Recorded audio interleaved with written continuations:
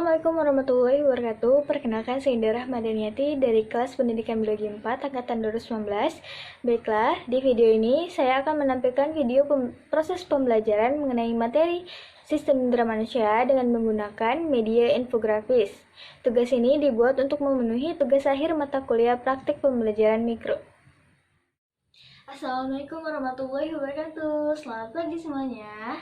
Bagaimana kabarnya hari ini? Alhamdulillah baik ya. Baiklah, sebelum Ibu memulai pembelajaran hari ini, ada baiknya kita berdoa terlebih dahulu. Kepada ketua kelas, tolong pimpin doanya ya. Baik, selanjutnya Ibu akan terlebih dahulu mengecek kehadiran kalian hari ini. Baik, Ananda Putri, Agustin Pratiwi, Rahma Dwita hadir. Sabrina Padilla, oke, hadir semuanya ya. Baik, kita kan kemarin sudah membahas mengenai sistem saraf. Nah, hari ini kita akan belajar mengenai sistem indera manusia. Nah, sebelum kita memulai pembelajaran kita hari ini, Ibu ingin menyampaikan terlebih dahulu tujuan pembelajaran kita hari ini. Yang pertama, peserta didik dapat mengaitkan struktur, fungsi, dan proses dari cara kerja sistem indera pada manusia. Yang kedua, peserta didik dapat berliterasi dan mampu menjelaskan hasil kesimpulan dari infografi sistem indera manusia. Nah, di sini Ibu sudah ada infografis, catatan-catatan kecil mengenai sistem indera manusia. Nah, untuk ketua kelas, tolong bagikan ya ke teman-temannya.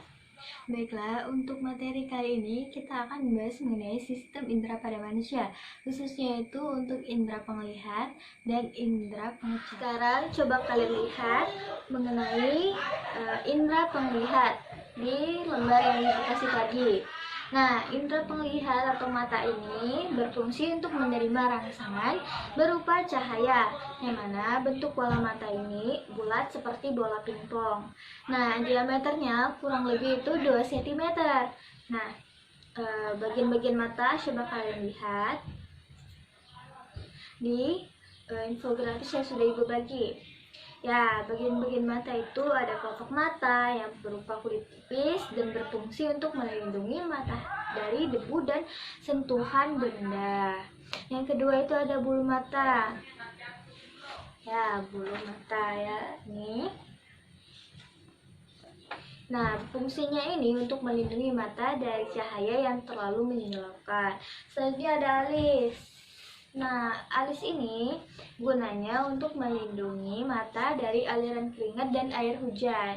Nah, selanjutnya itu ada air mata. Nah, air mata ini dihasilkan oleh apa? Ada yang tahu? Ya, kelenjar mata, yang mana gunanya untuk menjaga kelembapan mata dan membersihkan mata dari debu dan bakteri. Yang selanjutnya itu ada dinding bola mata yang terdiri dari lapisan sklera, koroid, dan retina. Nah, sklera ini merupakan lapisan terluar yang berwarna putih. Dan fungsinya ini untuk apa? Ada yang tahu? Untuk melindungi bola mata. Nah, sklera ini juga terdiri dari konjungtiva dan kornea, yang mana konjungtiva ini gunanya untuk menjaga kelembapan mata. Selanjutnya itu koroid. Nah, koroid ini merupakan lapisan kedua yang mengandung banyak pembuluh darah dan fungsinya untuk memberi dan mensuplai makanan. Nah, bisa kalian lihat bagian-bagiannya di sini, di gambar yang ini yang bawah ya. Coba kalian lihat, itu sudah ada keterangannya. Nah, yang selanjutnya itu ada retina. Nah, retina ini juga terdapat bagian-bagiannya. Yang pertama itu ada kornea, selaput bening, yang mana kornea ini fungsinya untuk apa? untuk menerima rangsang dan meneruskannya ke bagian dalam, yang mana kornea ini sifatnya tidak berwarna atau bening dan tidak mempunyai pembuluh darah. Selanjutnya itu ada iris, selaput pelangi, yang mana iris ini merupakan suatu jaringan yang kaya akan pembuluh darah. Nah, warna iris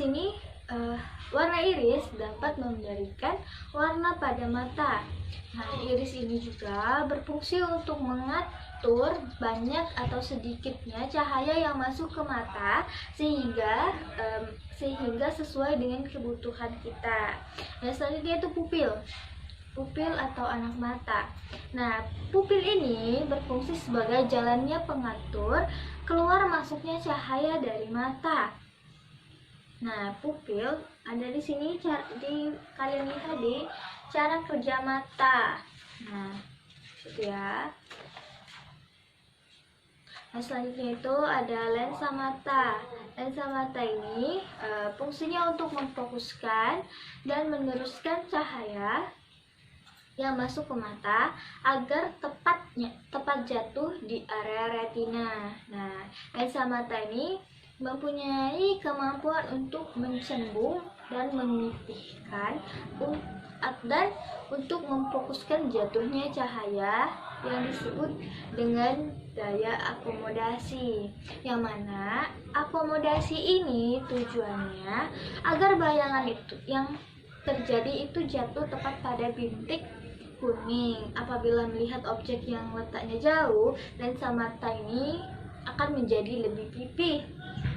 Tetapi jika objeknya atau letaknya dekat, maka lensa mata ini menjadi lebih cembung.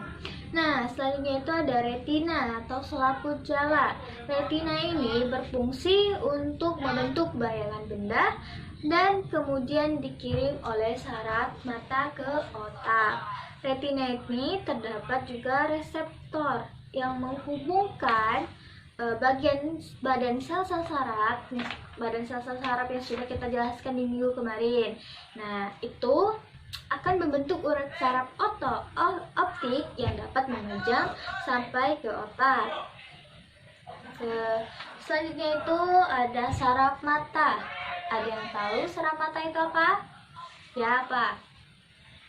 Ya, saraf mata ini gunanya untuk meneruskan rangsangan cahaya yang diterima, yang mana rangsangan ini akan diteruskan ke susunan saraf pusat yang berada di otak.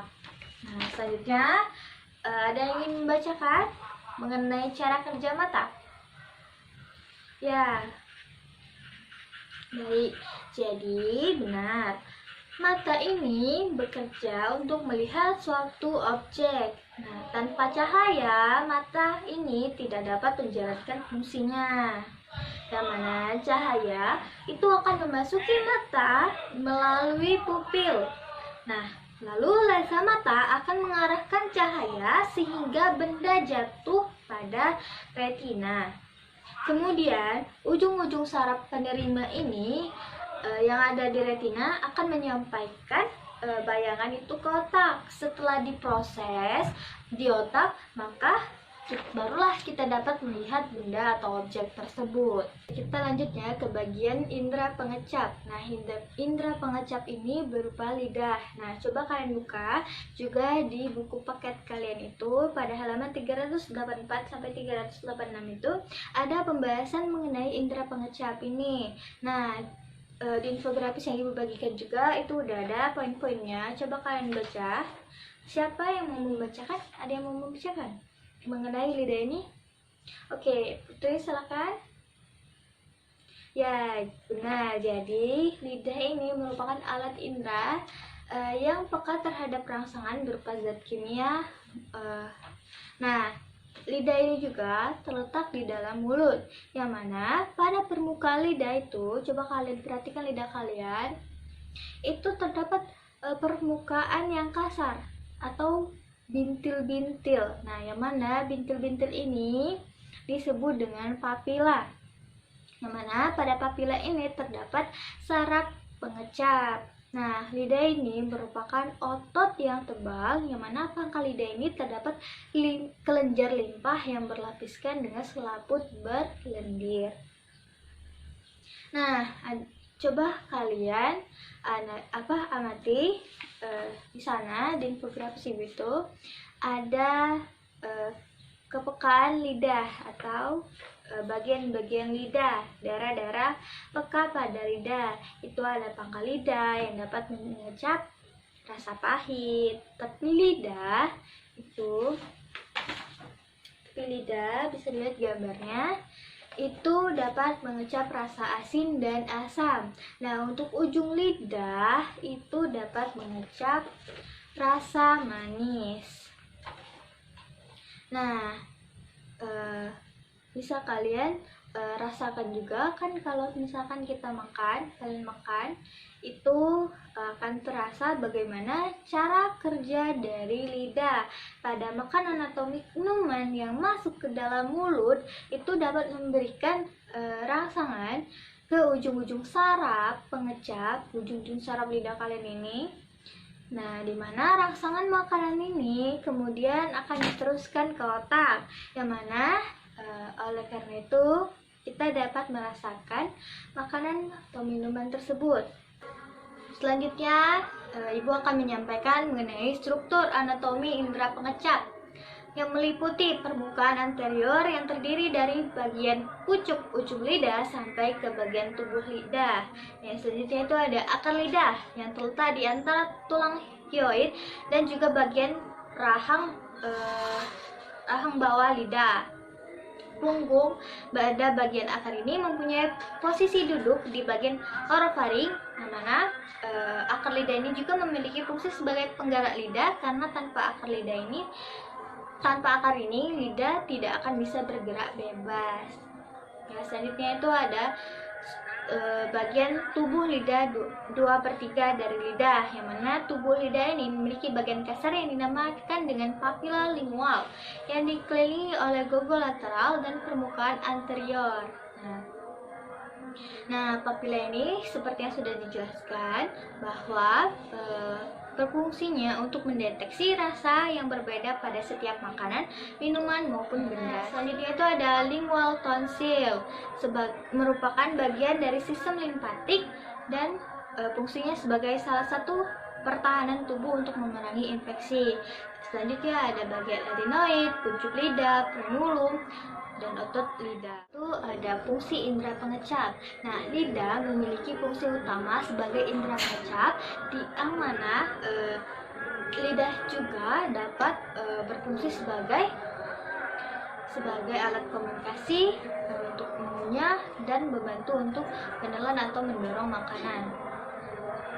Nah, lidah untuk membantu komunikasi, yang mana lidah dapat bekerja sama dengan bibir dan gigi untuk membuat suara yang keluar dari dalam tenggorokan menjadi jelas dan mudah untuk dipahami oleh lawan bicara. Nah, tanpa lidah, perkataan seseorang ini akan sulit untuk dipahami. Selanjutnya itu fungsi untuk membantu mengunyah makanan. Nah, karena bebas bergerak di dalam mulut, maka lidah berfungsi untuk membantu mengolah makanan dan minuman dari padat menjadi lembek, sehingga mudah untuk ditelan. Atau lidah juga berfungsi untuk mendorong makanan tersebut sampai ke kerongkongan. Nah, ini atau dimana setelah makanan dikunyah dan menjadi halus, lidahlah yang akan mendorong makanan itu ke dalam tenggorokan, lalu ke lambung dan diolah oleh organ pencernaan. Oke, lanjut ya, untuk gangguan-gangguan pada indera pengecap. Terdapat beberapa gangguan pada indera pengecap, yang mana bisa kalian lihat di infografis yang telah Ibu berikan. Di situ sudah ada penjelasan poin-poinnya ya. Nah, gangguan pada lidah ini bisa disebabkan oleh makanan atau minuman yang bersuhu terlalu tinggi maupun suhu yang rendah. Ada juga gangguan tersebut itu dapat berupa glositis atau peradangan pada lidah, yang mana gejalanya berupa adanya ulkus atau dan lendir yang menutupi lidah. Peradangan ini biasanya timbul pada orang yang mengalami gangguan pencernaan atau infeksi pada gigi. Nah, oleh karenanya lidah menjadi lembek dan pucat serta disertai oleh berkas gigit seperti berkas gigitan pada pinggiran lidahnya. Selanjutnya itu ada gangguan leukoplakia yang mana dapat ditandai dengan adanya bercak-bercak putih tebal pada permukaan lidah. Nah, biasanya ini terjadi pada orang-orang yang suka merokok. Nah, selanjutnya itu ada gejala atau gangguan dari ageusia. Ada yang tahu itu apa? Ya, kondisi ini ageusia ini adalah kondisi tidak bisa merasakan sama sekali atau hilangnya daya pengecap secara total.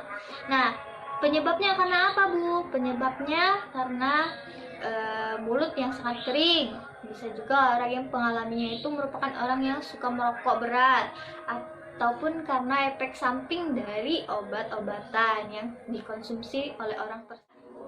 Mungkin cukup ya untuk materi kita pada hari ini mengenai sistem indera manusia. Sampai sini ada yang ingin ditanyakan?